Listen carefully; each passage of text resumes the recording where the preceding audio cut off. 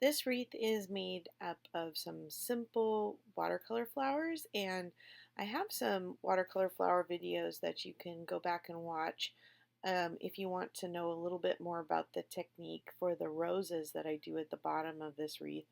But I've just hand drawn an oval, and then I'm going to go and pretty much erase the lines like I usually do so that I can just barely see them, so I have an idea of where I'm going to lay my flowers down. I started with a few large flowers here at the bottom. This first one is basically just a triangle, but you can sort of see the different petals at the top. And then roses that I referred to from mentioning the watercolor flower videos.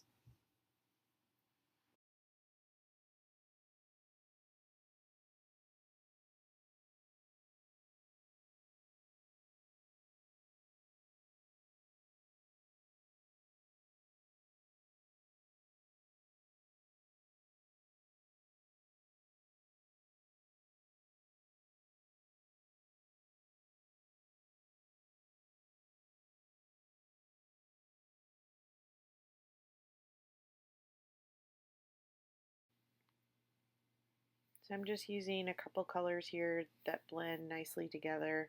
This pink and yellow I use a lot. I like the orange it kind of makes in the middle where they mix.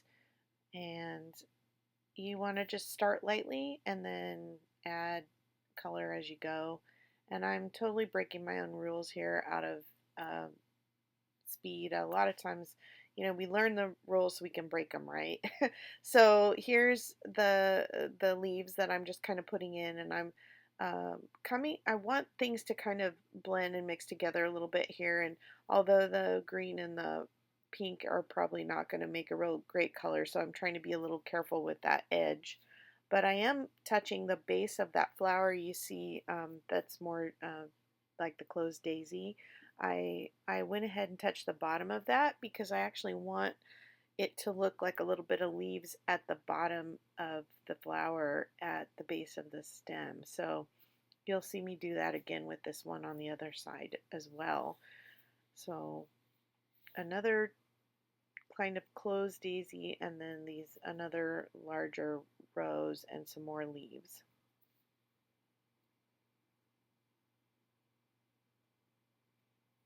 And I start with these light colors, and you'll see at the end of the video I'll come back and actually keep putting some more layers over. That's the best way to build up color with watercolor, is to continue to just layer more and more. It always dries lighter than it looks when you first apply it.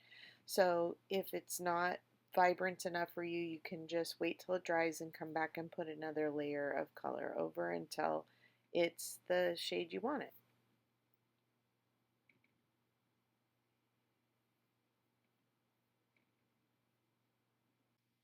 So here I'm going to touch the green just to the base of the flower like I was talking about earlier, and you can see that green paint sort of running up into the yellow, and that gives the illusion of a leaf or a base of the flower being part of the stem.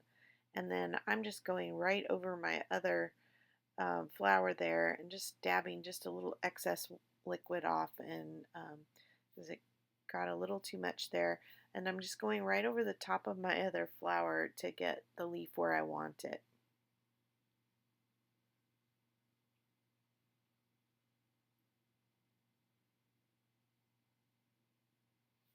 I wish there was sort of a formula I could give you for this, for people who are sort of like want the recipe book of the steps, but a bit with these abstract things, you just kind of go, well, I need to balance it out, and so I'm going to tuck another leaf in there, or I don't like the way that looks, I'm just going to lift it off and do it again. And so that's what I'm just kind of showing you here.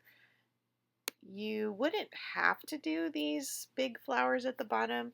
I talk about in the other wreath videos how a larger item at the bottom or at one corner will often give your eye a place to start and stop.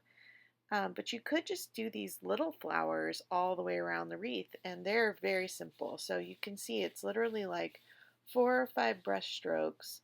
And I started by first putting them sort of symmetrically around the circle, and nature is rarely completely symmetrical. So then I went back and added a couple more in and a couple off the line a little bit, and I sped this part up. And then I came back and did the same thing with these flowers that I did with those larger ones, where I just kind of touched the base of the wet flower with green and let that green soak up into the yellow just a tiny bit to give that base of the flower.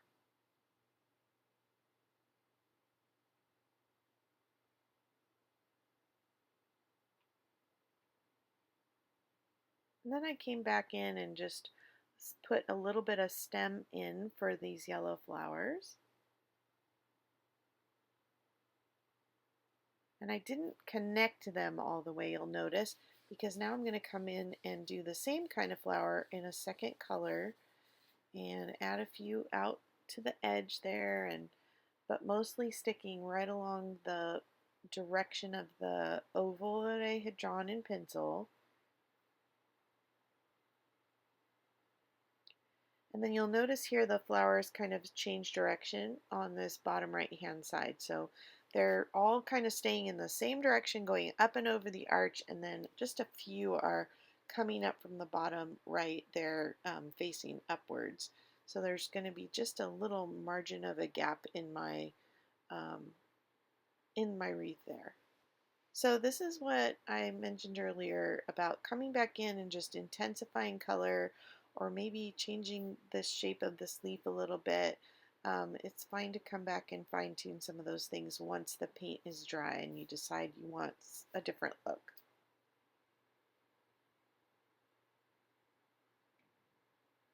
Also, once the paint is dry, it's not going to run together like it did at the beginning, and so now it's safe to go ahead and attach my stems into the tops of the flowers where I didn't want the green to run all the way through the flower.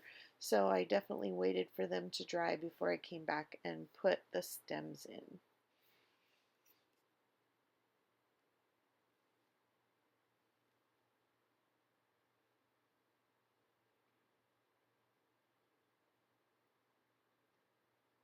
And I'm giving every flower a stem, and for some of them the stem is going to run behind a flower below it, and so you're just going to run that stem right up to the top of the next flower below it.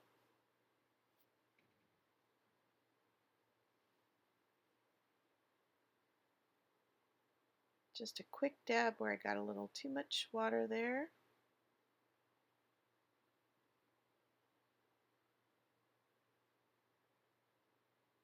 The funniest thing about watercolor to me is that it kind of goes through a not very pretty phase before it gets to a pretty phase. And I can't really explain why that is, but I just feel like at some point in the process you stop and look at the page like this, and you're you're just like, okay, is this going to turn out? I'm not sure. It looks pretty rudimentary, or um, just unrefined, and it's crazy because we're going for an abstract look here, so you really don't aren't expecting some particular um, really fine detail of something. Your eye is kind of tricking you into the details of the flowers with abstract watercolor, but it's amazing how just going in after getting these stems lined up, um, going back in and just adding some leaves and a little, um, adding a little more color where needed, and it's just amazing how it will look so nice and finished, and like it took a lot of effort when really these are very simple strokes. And I hope you find that you can practice a little bit and that these will become easier things for you to do as well. So now I'm adding some leaves, and you'll notice that I'm laying the paintbrush down and then pulling away from the stem. And it's literally the kind of the shape of the brush. It's a small round brush that kind of gives the shape of the leaf. And as I press down and away from the stem to make the leaf, I'm lifting the tip. And as the tip comes off, it kind of gives a little point at the end of the leaf. So I don't know if you noticed, and you can always rewind just a few seconds here and look at the way I was holding the brush doing those flowers that are coming up from the bottom on the right versus the ones that are coming down. I'll just change the direction of my hand so that I'm always pulling away from the stem with the tip of my brush. Now leaves, you don't really want them all the same shape exactly, and so it's really good to um, for some to leave a little white spot in the middle, that highlight that we see in a watercolor. Here I just used a little plain water on the center of that yellow flower that I just lifted some paint off of. Just adding a little plain water to an area that you don't like and dabbing it with a paper towel can still lift some of the color. So I only did it with a couple here, but you'll see that some of my leaves actually do cross the stem in the middle, like the ones that are maybe 3 little leaves up on the left from the bottom, where it crosses the stem. And that might have been a good solution for that yellow flower that had green in it too, is I could have actually done a leaf over the flower, and I didn't think of that until after I had dabbed some of the color off. So now I'm just adding a last couple little layers of some more intense color on those roses, building up my color to be the intensity I want. And then I thought some paint splatters would be fun. And usually when I'm doing paint splatters, I will change the size of the brush to get different size splatters. And I did all these little splatters, and then I thought, okay, maybe I'd like some bigger ones. But instead of changing brushes, I just added more water on my brush and went ahead and just sort of held it where I wanted the larger splatters. Oh, I forgot. I highlighted my verses before I did that.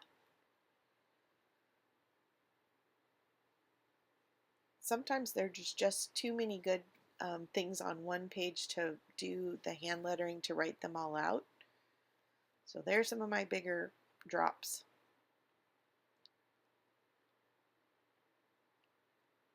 Intensifying the color a little bit in some of the flowers to finish it off.